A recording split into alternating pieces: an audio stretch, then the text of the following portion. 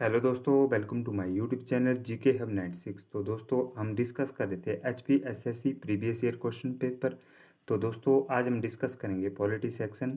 तो आइए देखते हैं आज का फर्स्ट क्वेश्चन। दोस्तों फर्स्ट क्वेश्चन है हमारा, on whose recommendation was the constituent assembly formed. तो संविधान सभा किसकी सिफारिश पर बनाई गई थी? तो संविधान सभा सिफारिश पर बनाई थी और बनाई गई थी option number C, cabinet mission plan. तो कैबिनेट मिशन प्लान आता है हमारा 1946 में। ठीक है दोस्तों, आपने ध्यान रखना 1946 में आता है कैबिनेट मिशन प्लान।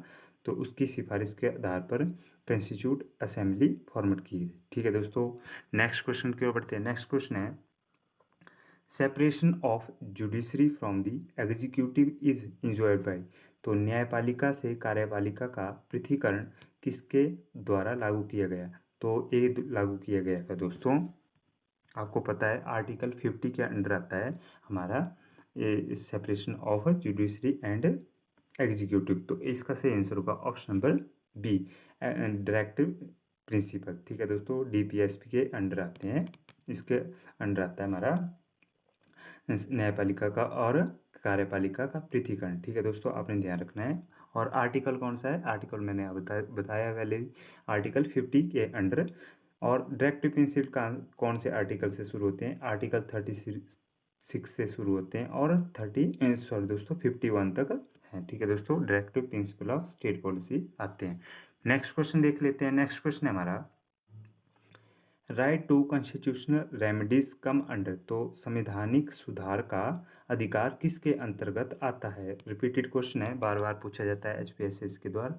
तो इसका सही आंसर होता है दोस्तों, इसका सही आंसर होगा option number A, fundamental rights के अंदर आता है राइट टू कॉन्स्टिट्यूशनल रेमेडी। और आर्टिकल कौन सा है? आर्टिकल 32 है। ठीक है दोस्तों, आपने ध्यान रखना है संविधान ये आर्टिकल 32। ठीक है दोस्तों, नेक्स्ट क्वेश्चन देखते हैं। नेक्स्ट क्वेश्चन है, the Rajya Sabha can be dissolve by. तो राज्यसभा को इनके द्वारा विघटित किया जा सकता है। तो राज्यसभा को, इसका सही आंसर होगा option number D, none of these. इनमें से किसी के द्वारा भी राज्यसभा को विघटित नहीं किया जा सकता। ठीक है दोस्तों, और राज्यसभा को कभी भी विघटित नहीं किया जा सकता। ठीक है दोस्तों, नेक्स्ट क्वेश्चन है, the maximum member of Anglo Indians who can be nominated to the Lok Sabha are. तो पूछ रहा है कि ज़्यादा से ज़्यादा कितने एंग्लो इंडियन को लोकसभा में नामित किया जा सकता है?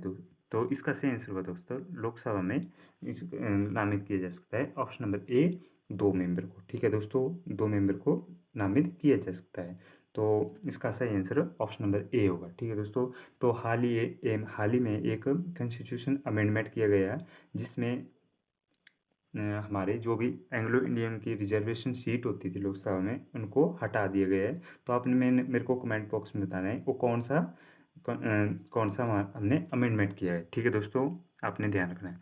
नेक्स्ट क्वेश्चन देखना। नेक्स्ट क्वेश्चन है, the Lok Sabha is called in session for at least how many times in a year. तो पूछ रहा है लोकसभा की बैठक वर्ष में कम से कम कितनी बार बुलाई जा सकती है? तो लोकसभा की बैठक दोस्तों एक वर्ष में 3 बार बुलाई जा सकती है। ऑप्शन नंबर सी इसका सही आंसर का ट्राइस। ठीक है दोस्तों, ऑप्शन नंबर सी ट्राइस, यानी कि 3 बार कम से कम बुलाई जा सकती है। ठीक है दोस्तों, आपने ध्यान रखना है option number C. Next question देखते हैं। नेक्स्ट क्वेश्चन है हमारा, the president gives his resignation to the. तो राष्ट्रपति अपना त्यागपत्र इनको देता है। तो किसको देता है राष्ट्रपति अपना त्यागपत्र दोस्तों? इसका सही आंसर होगा दोस्तों वाइस प्रेसिडेंट को। ठीक है दोस्तों, उपराष्ट्रपति को राष्ट्रपति अपना त्यागपत्र देता है। ठीक है दोस्तों, और राष्ट्रपति को ओथ कौन दिलाते हैं? तो ओथ दिलाते हैं हमारे चीफ जस्टिस। ठीक है दोस्तों, चीफ जस्टिस ऑफ इंडिया दिलाते हैं ओथ राष्ट्रपति को हमारे को। ठीक है दोस्तों, आपने ध्यान रखना है। नेक्स्ट क्वेश्चन है, the president can proclamate emergency on the written advice of. तो यह पूछ रहा है कि राष्ट्रपति आपातकाल की घोषणा इनकी लिखित सलाह पर कर सकते हैं। तो किसकी लिखित सलाह पर कर सकते हैं? इसका सही आंसर होगा दोस्तों option number C, union cabinet, यानी कि जो कैबिनेट है हमारी उसकी लिखित सलाह पर राष्ट्रपति आपातकाल की घोषणा कर सकते हैं। ठीक है दोस्तों, आपने ध्यान रखना option number C. Next question देखना है। नेक्स्ट क्वेश्चन है हमारा, which of the following is contained in the concurrent list. तो पूछ रहा है इनमें से क्या समवर्ती सूची में शामिल है? तो आप सभी को पता होगा कि 3 लिस्ट होती है हमारी, यूनियन लिस्ट, स्टेट लिस्ट और कॉन्करेंट लिस्ट। तो दोस्तों जो कॉन्करेंट लिस्ट में जो भी हमारी सूची में शामिल है उस वो है ऑप्शन नंबर बी, एजुकेशन। ठीक है दोस्तों, शिक्षा शामिल है। ठीक है दोस्तों, अपने ध्यान रखना है एजुकेशन। बाकी रेलवे हमारा सेंट्रल लिस्ट में आता है, पुलिस हमारा आता है स्टेट लिस्ट में, और एग्रीकल्चर भी हमारा स्टेट लिस्ट में, आपने ध्यान रखना है। ठीक है दोस्तों, नेक्स्ट क्वेश्चन है जज of the high court are appointed by. तो हाई कोर्ट के न्यायाधीशों की नियुक्ति इनके द्वारा की जाती है। तो न्यायाधीशों की नियुक्ति किसके द्वारा की जाती है दोस्तों? ये की जाती है ऑप्शन नंबर ए, गवर्नर के द्वारा, यानी कि गवर्नर राज्यपाल के द्वारा हाई कोर्ट के न्यायाधीशों की नियुक्ति की जाती है। ठीक है दोस्तों, नेक्स्ट क्वेश्चन लिखते हैं। नेक्स्ट क्वेश्चन है हमारा the right to property ceased to be a fundamental right from. तो संपत्ति का अधिकार कब से एक मौलिक अधिकार नहीं है? तो कब से एक मौलिक अधिकार नहीं है? इसका सही आंसर होगा ऑप्शन नंबर सी, 1978 से। ठीक है दोस्तों, 1978 से संपत्ति का अधिकार एक मौलिक अधिकार नहीं है। ठीक है दोस्तों, आपने ध्यान रखना है। और अमेंडमेंट कौन सा था आप मेरे को कमेंट बॉक्स में जरूर बताएं। नेक्स्ट क्वेश्चन देखते हैं। नेक्स्ट क्वेश्चन है election of Rajya Sabha is held after. तो राज्यसभा के चुनाव के बाद होते हैं, कितने वर्षों बाद होते हैं राज्यसभा के चुनाव दोस्तों?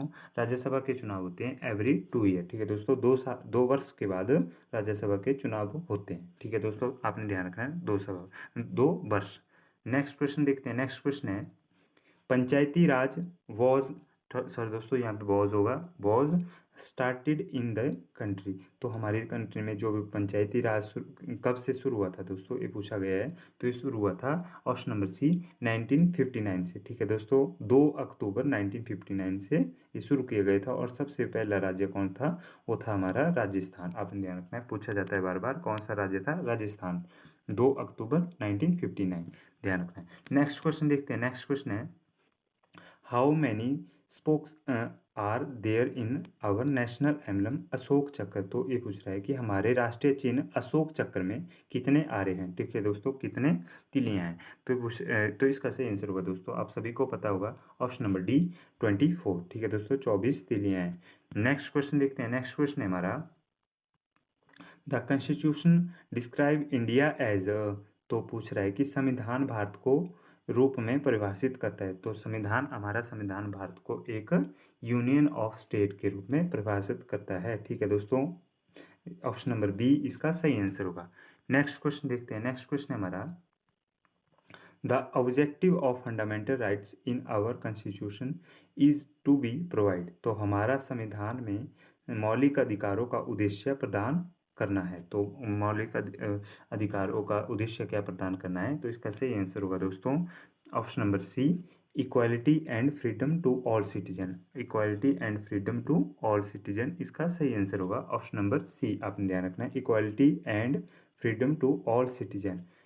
नेक्स्ट क्वेश्चन देखते हैं। नेक्स्ट क्वेश्चन है हमारा appointment of the member of the council of minister in made by president. तो पूछ रहा है कि मंत्रिपरिषद के सदस्यों की नियुक्ति राष्ट्रपति करते हैं। तो मंत्रिपरिषद की सदस्यों की नियुक्ति राष्ट्रपति on the advice of the prime minister, यानी कि प्रधानमंत्री की सलाह के नियुक्ति अनुसार करते हैं। ठीक है दोस्तों, राष्ट्रपति। ठीक है, नेक्स्ट क्वेश्चन देखते हैं। नेक्स्ट क्वेश्चन है और आज के वीडियो का लास्ट क्वेश्चन है which is not essential for a person to become the vice president. उपराष्ट्रपति बनने के लिए व्यक्ति का क्या होना आवश्यक नहीं है? तो ये देख लेते हैं।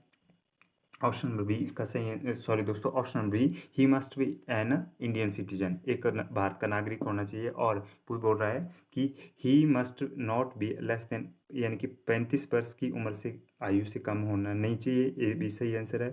और ये बोल रहा है कि ही मस्ट बी